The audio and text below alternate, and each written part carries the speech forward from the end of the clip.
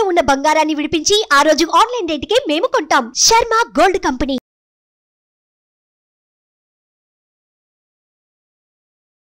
నమస్కారం, welcome to Suman TV. నేను గీతాంజలి. అఖండ ధనప్రాప్తిని కలిగించి శత్రునాశనం చేసి అకారణ భయాలను తొలగించే ఆ వారాహీమాత నవరాత్రులు జూలై 6వ తారీఖు నుంచి 14వ తారీఖు వరకు రాబోతున్నాయి. అసలు ఈ గుప్త నవరాత్రులను ఎవరెవరు ఆచరించవచ్చు, అమ్మవారిని ఎలా ఆరాధించాలి, ఏ విధమైన పూజను చేయాలి, ఎటువంటి నైవేద్యాలు అమ్మవారికి సమర్పించాలి, ముఖ్యంగా నవరాత్రులు అంటే 9 రోజుల పాటు ఒక్కొక్క రోజు అమ్మవారిని ఏ విధంగా ఆరాధించాలో మీకు తెలియజేసే ప్రయత్నం చేస్తున్నాం. ఇప్పటివరకు ఈ వీడియో అంటే ఇటువంటి ఇన్ఫర్మేషన్ మీరు ఎక్కడ చూసి ఉండరు.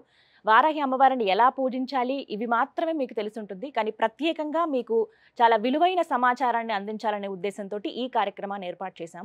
అమ్మవారి గురించి అలాగే ఏ విధంగా మనం అమ్మవారిని ఆరాధించాలో ఈ విశేషాలు తెలియచేయడానికి ప్రస్తుతం మనతో పాటు ఉన్నారు ప్రముఖ జ్యోతిష్యులు నందిబట్ల శ్రీహరి శర్మ గురువు గారు. వారితో మాట్లాడి మరిన్ని విషయాలు తెలుసుకుందాం. గురుగారు నమస్కారం అండి. వాగర్థ వివసంపృక్తౌ వాగర్థ ప్రతిపత్తయే జగతః పితరౌ వందే పార్వతీ పరమేశ్వరౌ. సదాశివసమారంభాం శంకరాచార్య మధ్యమాం అస్మదాచార్య పర్యంతం వందే గురు పరంపరాం. ఆదిత్యాయ చ సోమాయ మంగళాయ బుధాయ చ గురు శుక్ర శనిభ్యశ్చ రాహవే కేతవే నమః. శృంగేరి పీఠాధిపతులకి కంచి పీఠాధిపతులకి నమస్కారములు తెలియజేసుకుంటూ కార్యక్రమాన్ని ప్రారంభిద్దాం. గురుగారు, వారాహి నవరాత్రులు ఇక్కడ అంటే ఎక్కడ విన్నా ఇప్పుడు ఇవే అమ్మవారి గురించే వినిపిస్తోంది. జూలై 6వ తారీఖు నుంచి 14, 15వ తారీఖుతో ముగుస్తున్నాయని చెప్తున్నారు. అయితే అమ్మవారి ఉగ్రదేవత, ఆవిడ్ని పూజించే విధానం చాలా ప్రత్యేకంగా ఉంటుంది. పూజ చేయాలంటే ఇన్ని నియమాలు పాటించాలని రకరకాలుగా అందరూ చెబుతూ ఉన్నారు. అయితే మీరేమైనా చెప్తారు? ప్రధానంగా అమ్మవారిని అసలు ఎలా పూజించాలి? అమ్మవారు ఉగ్రదేవత కాబట్టి శాంతించే రకంగా పూజ చేయాలా, ఇంట్లోనే పూజ చేసుకోవచ్చా, కేవలం ఆలయాల్లో చేయాలా, ఇంట్లో చేస్తే ఎలా చేయాలి, అసలు ఎవరు పూజను ఆచరించాలి, మహిళల పురుషుల, ఇలా ఎన్నో సందేహాలు ఉన్నాయి. వాటిని నివృత్తి చేయగలరు? తప్పకుండానమ్మా. వీక్షించేటువంటి సుమన్ టీవీ ప్రేక్షకులుగా గమనించాల్సిన అంశం ఏంటంటే, ఈ కార్యక్రమంలో వారాహి అమ్మవారి యొక్క సమగ్రమైనటువంటి వివరణ మీకు అందివ్వడం జరుగుతుంది. ఇంతవరకు సుమన్ టీవీ ప్రేక్షకులు చాలా అదృష్టవంతులు అని చెప్పవచ్చు. ఎందుకనంటే ఇంతవరకు ఏ ప్లాట్ఫామ్ మీద కూడా సోషల్ మీడియాలో చాలా విషయాలు చెప్పుకోలేదు. కానీ మనం ఈ కార్యక్రమంలో అమ్మవారికి సంబంధించినటువంటివి చాలా విషయాలు మనం తెలుసుకోబోతున్నాం. అమ్మవారికి ఇప్పటి వరకు మీరు కని విని ఎరగనటువంటి అనగా చాలా పురాణాల్లో రహస్యోక్తంగా అమ్మవారిని పూజించిన వారు ఏ ఏ పదార్థాలతో పూజించారు, నైవేద్యం పెట్టారు, ఏ విధంగా అర్చన చేసుకున్నారు, ఏ ఏ విధంగా అమ్మవారిని ఉపాసన చేశారు, ఎటువంటి ఫలితాలు పొందారు అనేటువంటి విషయాన్ని ఈ రోజున నాకు అమ్మవారు పలికించినటువంటి జ్ఞానాన్ని వీక్షించే ప్రేక్షకులు, మన సుమన్ టీవీ ప్రేక్షకుల కోసం తెలియజేస్తున్నానమ్మా.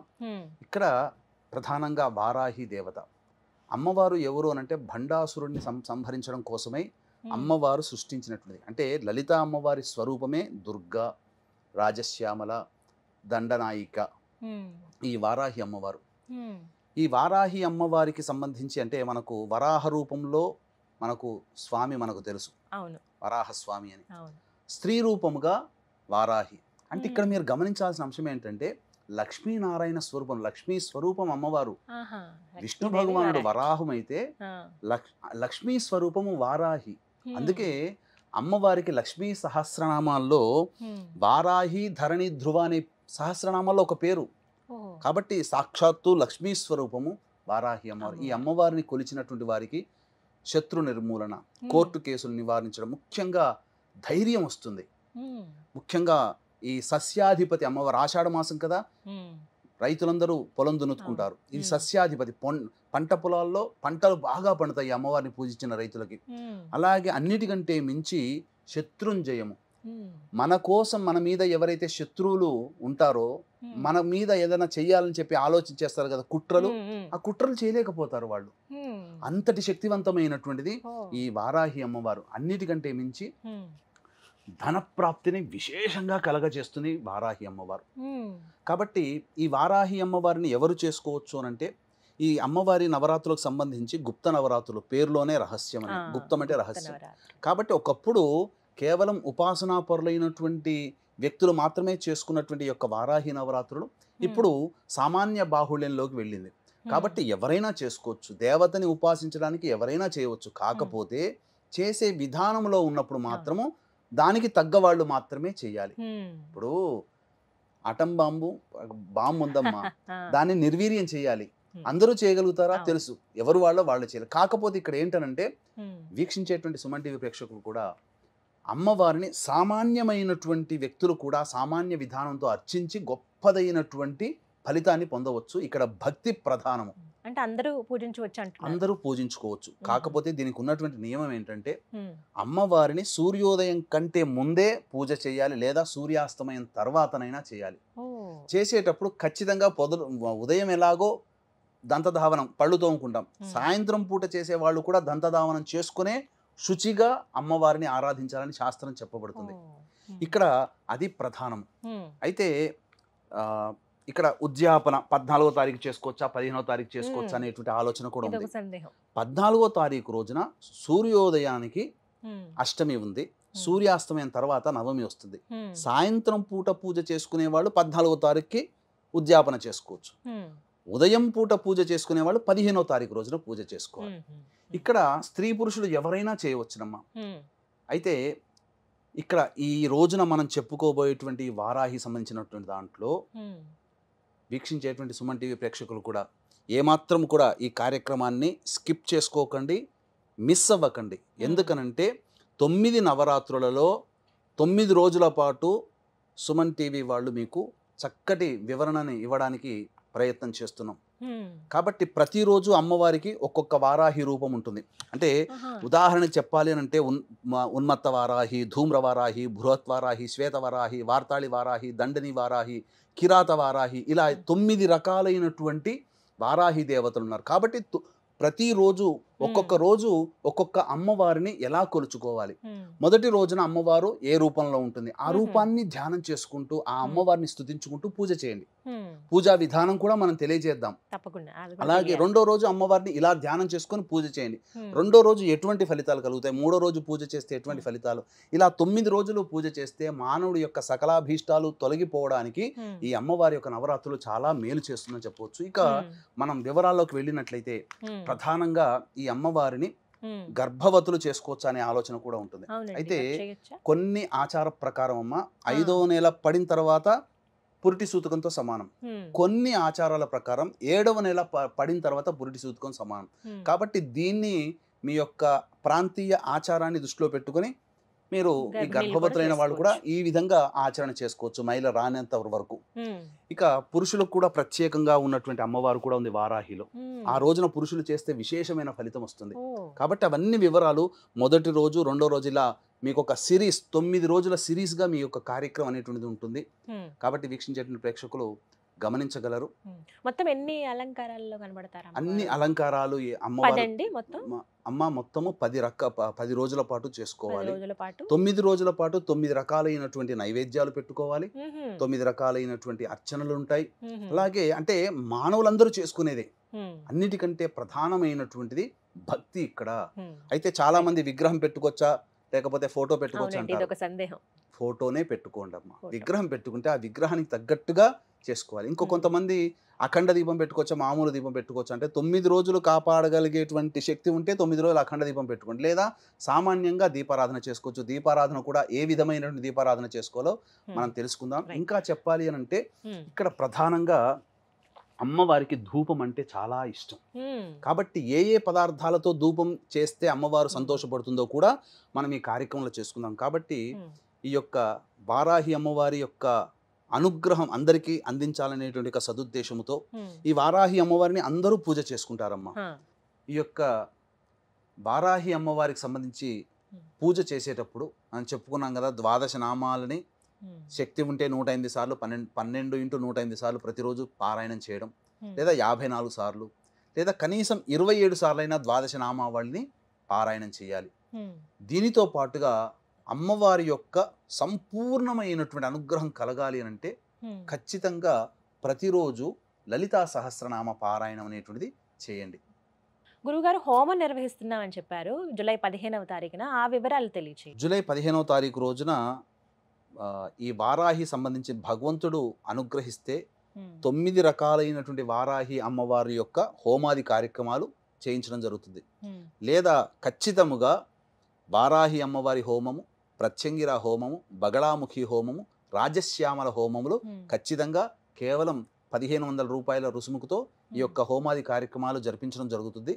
ప్రధానంగా ఆ 15వ తారీఖు రోజున రాత్రి 9 గంటలకి కార్యక్రమం ప్రారంభమవుతుంది. కాబట్టి వీక్షించేటువంటి సుమన్ టీవీ ప్రేక్షకులు సాయంత్రం 7 లోపల వరకు కూడా గోత్రనామాలు నమోదు చేసుకునే అవకాశం ఆ 15వ తారీఖు రోజున 15వ తారీఖు వరకు కూడా ఉంటుంది. అవకాశం ఉంటే ముందుగానే ఈ యొక్క కార్యక్రమం చూసినప్పుడు వెనువెంటనే చేసుకోవాలనే సంకల్పం ఉంటే వెనువెంటనే చేసుకోండి. ఈ హోమంలో పాల్గొనడం ద్వారా శత్రునాశనం జరుగుతుంది, ధనప్రాప్తి కలుగుతుంది, ఉద్యోగం లభిస్తుంది, కోరిన కోరికలు లభిస్తాయి. ముఖ్యంగా భూగృహ వసతులు ఈ అమ్మవారిని పూజించడం ద్వారా కలుగుతుంది. సకల సంతోషాలు కలుగుతాయి. ముఖ్యంగా భయముతో కూడుకున్నటువంటి జీవితం మన నుంచి వెళ్ళిపోతుంది. ధైర్యంగా బతకగలుగుతాం. విలువైన సమాచారం ఇది. ఎవరైతే హోమంలో పాల్గొనాలనుకుంటున్నారో వారికి గురువుగారి నెంబర్ స్క్రీన్ మీద డిస్ప్లే చేస్తామండి. కాల్ చేసి మీరు వివరాలు కనుక్కోండి. ఏ హోమం అయితే మీరు చేయించుకోవాలనుకుంటున్నారో కేవలం 1500 రూపాయలకి హోమాన్ని నిర్వహిస్తున్నారు. మీ పేరు అలాగే గోత్రాలు కూడా మీరు నమోదు చేయించుకోండి. గురువుగారు, అసలు వారాహి అమ్మవారికి పూజ ఏ విధంగా చేయాలండి ఈ 9 రోజుల పాటు నవరాత్రుల్లో? వారాహి అమ్మవారికి పూజ ప్రధానంగా లలితా అమ్మవారి చిత్రపటము కానీ లేదా చిన్నపాటి స్ఫటికంతో కానీ వెండితో కానీ ఇత్తడితో కానీ బంగారంతో కానీ ఉన్నటువంటి శ్రీచక్రాన్ని ముందు ప్రతిష్ఠించుకోవాలి. తర్వాత ఆ లలిత అమ్మవారి ముందర కలశం పెట్టుకునే ఆచారం ఉంటే కలశం పెట్టుకోండి. లేకపోతే కనీసము ఒక పక్కన అమ్మవారికి ఒక పక్కన రాజశ్యామల, ఒక పక్కన వారాహి అమ్మవారి చిత్రపటం పెట్టుకోండి. ఈ 3 దేవతలు ఉండాలి ఖచ్చితంగా. అమ్మవారికి ఈ 3 దేవతలకి కూడా పసుపు కొమ్ముల మాల వేయండి. చెప్తాను ఎందుకు ఆ పసుపు కొమ్ముల మాల అనేటువంటిది. ఇక సూర్యోదయం కంటే ముందే ఈ అమ్మవారి పూజ చేసుకోవాలి, లేదా సూర్యాస్తమయం తర్వాతనైనా పూజ చేసుకోవాలి. ముందుగా ఈ అమ్మవారికి దీపారాధన ఎలా చేయాలి? దీపారాధన అమ్మవారికి కందగడ్డలో దీపారాధన చేస్తే చాలా సంతోషిస్తుందటమ్మ. కాబట్టి కందగడ్డ దొరుకుతుంది కదా, దానిపైన చక్కగా కడిగి దానిపైన కొద్దిగా చెక్కు తీసేసి దాంట్లో మన దీపపు కుంది ఎలా ఉంటుందో ఆ విధంగా కందగడ్డను చేసుకోవాలి, కొంత తీసేసుకోవాలి. అందులో ఇప్ప నూనెతో కనుక అమ్మవారికి దీపారాధన చేస్తే ఇంకా సంతోషిస్తుందట. కాబట్టి విప్ప నూనెతో దీపారాధన చేయండి. చేసిన తర్వాత ఈ అమ్మవారికి ప్రధానంగా నీలి రంగు ఆవాహన చేసుకుంటారు కదా, అర్చన అవన్నీ చేసుకుంటారు కదా. ఈ అర్చనలో భాగంగా నీలి రంగు పుష్పాలతో కానీ, అంటే నీలిరంగు చామంతి, శంఖపుష్పి నీలిరంగు, లేదా ఈ విప్ప పూలతోనైనా కానీ అర్చన చేస్తే అమ్మవారు చాలా సంతోషిస్తుందట. ఇక ప్రధానంగా గమనించుకున్నట్లయితే నైవేద్యాలలో ఏం నైవేద్యాలు పెట్టాలని చాలా మంది అంటుంటారు. ఈ అమ్మవారికి బెల్లం పానకం అంటే మహా ఇష్టం. కాబట్టి బెల్లం పానకం, నువ్వులతో చేసిన లడ్డూలు, అందున ఇలాచి ఆవు నేతితో చేసిన నువ్వుల లడ్డూలు పెట్టాలి. ఎర్రటి పండ్లు అంటే దానిమ్మ పండ్లు పెట్టాలి. ముఖ్యంగా ఒక చిన్న పాత్రలో తేనె నైవేద్యంగా పెట్టాలి. ఇవన్నీ 9 రోజుల పాటు చేసుకోవాలి. ఇవన్నీ 9 రోజుల పాటు మీరు వస్తు భాండాగారాలని తెలుసుకోవాలి. ఇక ఈ అమ్మవారికి రథం పేరు కిరిచక్రం. అంటే ఈ అమ్మవారి పూజ చేసేటప్పుడు అమ్మవారి యొక్క దేహాన్ని, రూపాన్ని మనసులో ధ్యానం చేసుకుంటూ 1000 మంది వరాహములు లాగుతుండగా అమ్మవారు ప్రయాణిస్తుందట. అందుకని ఈ అమ్మవారికి కిరిచక్రం అనేటువంటి పేరు. ఇక ఈ అమ్మవారికి విశ్వేశ్వరుడే ప్రతిష్ఠించడం, కాశీ విశ్వేశ్వరుడే వింధ్యాచలంలో ప్రతిష్ఠించాడు. కాబట్టి అంతటి అమ్మవారు ఈ వారాహి నవరాత్రులతో పాటు బాగా ఉపాసన చేసుకుంటే రేవతి నక్షత్రం వచ్చినప్పుడు ఈ అమ్మవారిని పూజ చేస్తే విశేషమైనటువంటి ఫలితం కలుగుతుంది. ఇది ఈ యొక్క విధానంగా చేసుకోవచ్చు. అయితే ఈ వారాహి అమ్మవారికి ధూపము అనంటే చాలా ఇష్టం. ఏ ఈశ్వరుడికి అభిషేకం అంటే ఇష్టం, వెంకటేశ్వరుడికి పుష్పార్చన అంటే ఇష్టం. అమ్మవార్లకి ఏ అమ్మవారికైనా ధూపం అంటే చాలా ఇష్టం. ప్రత్యేకించి ఒక్కొక్క అమ్మవారికి ఒక్కొక్క రకమైన ధూపం చేయాలి. ఈ వారాహి అమ్మవారికి ధూపం ఏంటనంటే మన ఇంట్లో దొరికే వస్తువులే మనం తెచ్చుకోవచ్చమ్మా. ఏంటి ఆ వస్తువులు? ఆ వస్తువులన్నిటినీ పొడి చేసి ఆ గుగ్గిలంలో మన బొగ్గులు ఉంటాయి కదా, మనం మండుతున్నటువంటి బొగ్గుల మీద వేసి అమ్మవారికి ధూపం ఇస్తే అసలు అమ్మవారు సంతోషము ఇంత అంతా పట్టరానిదట. ఏమా ద్రవ్యాలు తెచ్చుకోవాలి అని అంటే గుగ్గిలం, సాంబ్రాణి అంటుంటాం. అది తెల్లదైనా నలుపుదైనా పర్వాలేదు. ఇక యాలకుల పొడి, ఇలాచీ పొడి అని అంటారు. ఇక పసుపు పొడి, శుద్ధమైనటువంటి పసుపు పొడి 3, తెల్ల గురువింద గింజల పొడి దొరుకుతాయి, పచారీ షాపులో దొరుకుతాయి. ఇక్కడ ఇది మాత్రం దొరకకపోవచ్చు. తెల్ల ఈశ్వరి వేరు అని అంటారు, అది దొరకకపోవచ్చు. సాధ్యమైనంత వరకే మీరు తెచ్చుకోండి. ఆయుర్వేదం షాప్ లో ఏమైనా ప్రయత్నిస్తే దొరుకుతాయమ్మా. తెల్ల ఈశ్వరి వేరును దంచి పొడి చేసుకోవాలి. ఇక తెల్ల జిల్లేడు పువ్వుల పొడి, తెల్ల జిల్లేడు పువ్వును తెచ్చుకొని దాన్ని నీడను ఆరబెడితే పొడి చేసుకోవచ్చు. ఇక మిరియాల పొడి, కారం పొడి, శొంఠి పొడి, ఇవన్నీ వేసి అమ్మవారికి ధూపం ఇవ్వాలి. రోజుకొక్కటిగా లేదు లేదు, అన్ని కలిపి ప్రతిరోజు ధూపంలో. ఇప్పుడు మనం చెప్పినటువంటి వివరాలు ఏదైతే పూజా విధానం ఉందో అందరికీ తెలుసు. అన్ని ప్రసార మాధ్యమాల ద్వారా పూజా విధానం ఎలా చేసుకోవాలో తెలుస్తుంది. మనం ప్రత్యేకించి ఈ యొక్క సంబంధించినటువంటిది ఈ యొక్క ధూపం వేయాలి. అయితే అమ్మవారికి ద్వాదశ నామావళి అని ఉంది. ఆ ద్వాదశ నామావళి చాలా ప్రీతికరం అమ్మవారికి. శక్తి ఉందనుకోండి, ఆ ద్వాదశ నామావళిని రోజుకి 108 సార్లు పారాయణం చేయండి, లేదు 54 సార్లు అయినా పారాయణం చేయండి. ఇక కందగడ్డ దీపారాధన చేశాం కదా, మీకు శక్తి ఉంటే ప్రతిరోజు కందగడ్డతో ఆ దీపారాధనగా కుందిగా తయారు చేసుకొని ప్రతిరోజు ఒక కందగడ్డలో వేయొచ్చు, లేదా ఒకే కందగడ్డది 9 రోజుల పాటు ఉండి తర్వాత మనం ఈ అమ్మవారికి 9వ రోజు 10వ రోజు ఆచారం ఉంటుంది కదా, అప్పుడు ఆ నైవేద్యంగా ఆ యొక్క కందగడ్డని ఇంట్లో వండుకొని భోజనం చేయవచ్చు. నైవేద్యములో చిలకడ దుంప, బెల్లం పానకం, పనసపండు, దానిమ్మ గింజలు, అది నువ్వుల లడ్డూలు, నల్లదైనా తెల్లదైనా నువ్వుల లడ్డూలు, ఇలాచి, ఆవు నెయ్యితో చేయాలి, బెల్లము, ఇవి పెట్టినట్టయితే అమ్మవారు చిలకడ దుంప, ఇవి అమ్మవారికి చాలా ప్రీతికరం. ఇక హోమం చేసుకునే అలవాటైతే హోమంలో తోక మిరియాలు, తెల్ల ఆవాలు, పనసపండు ఇవన్నీ వేయాలి.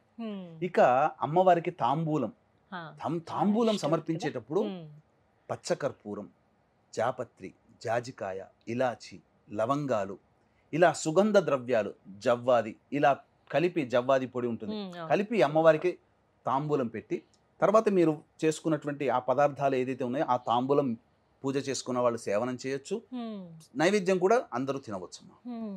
ఈ విధంగా పూజా విధానం అన్నమాట. పూజా విధానం చాలా చక్కగా వివరించారండి. ముందుగా అందరూ ఇవి తెలుసుకోవాలి. ఇవి 9 రోజుల పాటు అందరూ ఆచరించవలసింది. 9 రోజుల పాటు మనం చెప్పినటువంటి విధానంగా అమ్మవారిని ఆ విధంగా ధూపము, నైవేద్యము, దీపారాధన, అర్చన, ఇవన్నీ మనం చెప్పినటువంటి వస్తువులతో చేస్తే చాలా విశేషం. ఇక మనం 9 రోజులలో 9 రోజుల పాటు ఒక్కొక్క అమ్మవారు ఏ రూపంలో ఉంటుంది, ఏ రూపంలో ధ్యానం చేసుకొని అమ్మవారిని పూజించాలో కూడా తెలుసుకుందాం. ఇప్పటి వరకు పూజా విధానం ఎలా చేయాలి, ఏ నూనెతో దీపారాధన చేయాలి, ఎటువంటి నైవేద్యం అమ్మవారికి సమర్పించాలో తెలుసుకున్నారు కదా. మరి నవరాత్రుల్లో ఒక్కో రోజు అమ్మవారు ఏ రూపంలో మనకి దర్శనమిస్తారు, మరి ముఖ్యంగా ఆ రోజున ఏ విధంగా పూజ చేయాలి, ఒక్కో ఎపిసోడ్ ద్వారా మీకు అందించే ప్రయత్నం చేస్తున్నాం. గురుగారు, మరి 6వ రోజు వారాహి అమ్మవారిని ఏ విధంగా కొలుచుకోవాలి, అమ్మవారికి సమర్పించవలసిన నైవేద్యం ఏమిటి? 6వ రోజు అమ్మవారిని ధూమ్ర వారాహి అనేటువంటి యొక్క నామంతో కొలుచుకోవాలి. ఈ అమ్మవారిని మాహేశ్వరి రూపంలో కూడా కొలుస్తారు. ప్రత్యేకంగా ఈ అమ్మవారు నారదుడికి, ఇంద్రాణీ దేవికి జన్మించిన కుమార్తెగా మనకు పురాణాలు చెప్పబడి ఉన్నాయి. ఈ ధూమ్రవారాహి వర్ణన ఎలా ఉంటుందయ్యానంటే పొట్టి జుట్టు, పొట్టి చీర, 4 చేతులు, కానీ ఒకే పాదముతో ఉంటుందట. ఒకే పాదం ఉంటుంది. ఇప్పుడు మనం చూస్తున్నాం కదా, కొంతమంది గిరిజన స్త్రీలు పొట్టి జుట్టు, పొట్టి చీర కట్టుకుంటుంటారు కదా, అలా అన్నమాట. ఈ యొక్క వారాహి అమ్మవారు కూడా పొట్టి జుట్టు, పొట్టి చీర, అలాగే 4 చేతులు, ఒకే పాదముతో ఉంటుందట ఈ అమ్మవారు. ఈ అమ్మవారు ఎటువంటిది అయ్యానంటే దుర్గా అవతారంలో కూడా ఈ అమ్మవారు ఒక అమ్మవారట, ఈ ధూమ్ర వారాహి. ఈమె ప్రపంచము అనగా విశ్వానికే రాణి అంట ఈ ధూమ్ర వారాహి అమ్మవారు. ఈ అమ్మవారు ప్రధానంగా ఎక్కడ నివసిస్తుందా అంటే మహేంద్రగిరిలో నివసిస్తుందట. మహేంద్రగిరిలో ఎవరున్నారు? పరశురాముడు ఉన్నాడు. ఇక ఈ అమ్మవారు పంటల నుంచి, మనకు వచ్చే వ్యాధుల నుంచి కూడా రక్షిస్తుందట ఈ అమ్మవారు. ఈ అమ్మవారు జ్ఞానదేవత, ధర్మదేవత కాబట్టి ఈ అమ్మవారిని పూజ చేయడం ద్వారా మనకు ఏ వృత్తిలో ఉంటామో ఆ వృత్తిలో మెలకువలు మనకు కొన్ని తెలవవు. మనకు ఈ అమ్మవారి పూజ చేయడం వల్ల ఆ వృత్తిలో మెలకువలు తెలుస్తాయి, వ్యాపారంలో మెలకువలు తెలుస్తాయి, చదువుకునే పిల్లలకి చక్కటి బుద్ధి వికసిస్తుంది, ధర్మ మార్గం వైపు వెళుతుంటారు. పాపం పనులు చేయడానికి కూడా మనిషికి నచ్చకపోవచ్చు ఈ అమ్మవారిని ఆరాధన చేయడం వల్ల. అంత ధర్మదేవత అట ఈ అమ్మవారు. ఈ అమ్మవారికి కేసరి స్వీటు, పులిహోర నైవేద్యంతో పాటుగా మనం రోజు చెప్పుకున్నట్టుగానే పనసపండు, విప్పపూలు, దానిమ్మ గింజలు, నువ్వుల లడ్డూలు, ఇలాచి, ఆవునితో చేసినవి, చిలకడ దుంప, కందగడ్డ, ఇవన్నీ కూడా అమ్మవారికి నైవేద్యంగా సమర్పించవచ్చు. ఈ విధంగా ఆరవ రోజు ఈ అమ్మవారిని పూజించడం వల్ల శాంతి కలుగుతుందట. ముఖ్యంగా భయాందోళనలు, ఏదో ఒక మనిషికి ఒక ఆరాటము లేకపోతే అశాంతి ఉంటుంది కదా, ఆ శాంతి కలుగుతుందట, స్థిరత్వం వస్తుందట. స్థిరత్వం అంటే వృత్తిలో కానీ, ఉద్యోగంలో కానీ, వ్యాపారంలో కానీ స్థిరత్వం వస్తుందట. అనేకమైనటువంటి శక్తులు వస్తాయట ఈ అమ్మవారిని ఆరాధన చేయడం వల్ల. ఇది అమ్మవారికి చెప్పబడి ఉందమ్మా. చక్కగా వివరించారండి. విన్నారు కదా, 6వ రోజున వారాహి అమ్మవారిని ఏ విధంగా మనం కొలుచుకోవాలో.